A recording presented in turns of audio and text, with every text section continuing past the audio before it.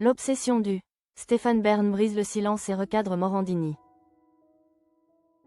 Réputé pour sa gentillesse ou même son calme olympien, Stéphane Bern n'a pas l'habitude de faire des vagues. Mais sur X, anciennement Twitter, l'animateur vedette de « Secret d'Histoire » a surpris tout le monde en étriant. Jean-Marc Morandini qui fait à ce jour les choux gras de la presse à scandale. Une décision de justice particulièrement attendue. Ce mercredi 14 janvier 2026, Jean-Marc Morandini a définitivement été condamné pour corruption de mineurs par la Cour de cassation. En plus d'une amende 20 000 €. Le présentateur vedette de CNews avait été condamné à 2 ans de prison avec sursis par la Cour d'appel de Paris. À savoir qu'en première instance, le natif de Marseille avait écopé d'une peine d'1 an de prison assortie d'une période de sursis probatoire de 2 ans. Pour rappel, Jean-Marc Morandini avait dû s'expliquer devant la justice après avoir été accusé d'avoir envoyé à des mineurs de 15 ans, en 2013, mais aussi en 2015 et 2016. Dans les échanges, le sexagénaire avait notamment évoqué des scénarios à caractère sexuel en plus de demander des photos dénudées. Il y a 17 ans, la star du PAF aurait demandé à un adolescent de se déshabiller et de se masturber lors d'une audition prévue pour le remake d'un long métrage, qui semble être resté à l'état de projet. Raison pour laquelle la Cour de cassation l'a interdit d'exercer une profession en contact avec des mineurs en plus d'être inscrit au fichier des auteurs d'infractions sexuelles, FIJAI. Une affaire particulièrement médiatisée qui a naturellement secoué le monde des médias. À rappeler que dans le PAF, Jean-Marc Morandini ne fait visiblement pas l'unanimité. En 2016, il s'était d'ailleurs attiré les foudres de Stéphane Bern. Sur X, anciennement Twitter. Via son site jeanmarcmorandini.com comme l'ont rapporté plusieurs médias à l'instar de Gala ou encore TF1 Info.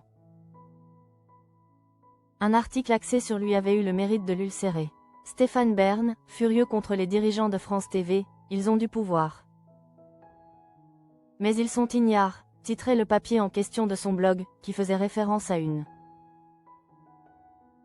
conférence de l'animateur donnée à Bruxelles quant à Secret des Histoires, son émission fétiche. Selon Jean-Marc Morandini et ses équipes, le compagnon de Yori Bayer aurait épinglé la direction de France Télévisions, qui diffuse à ce jour son programme phare, en taxant ses membres d'ignares. Encore l'obsession du buzz. Je parlais des débuts de Secret d'Histoire, il y a 10 ans et des difficultés à expliquer les figures des histoires, s'était défendu Stéphane Bern en épinglant l'article. Dans la foulée, Delphine Ernotte, directrice emblématique de France Télévisions, était également sortie de sa réserve pour le soutenir. Halte au buzz et merci Stéphane. Piqué au vif, Jean-Marc Morandini n'a alors pas tardé à répliquer au travers de ses réseaux sociaux. Voici les propos originaux. A renchéri le principal concerné en ajoutant un article d'un média belge. À aucun moment il n'est dit que c'était il y a 10 ans. Désolé à Delphine Ernotte et Stéphane Bern. Mais c'est mal connaître le spécialiste des têtes couronnées qui n'a pas tardé à répliquer. C'est archi faux, a tranché Stéphane Bern. Je précisais que c'était au début de Secret d'Histoire. Et marre de recevoir des leçons de morale de Morandini.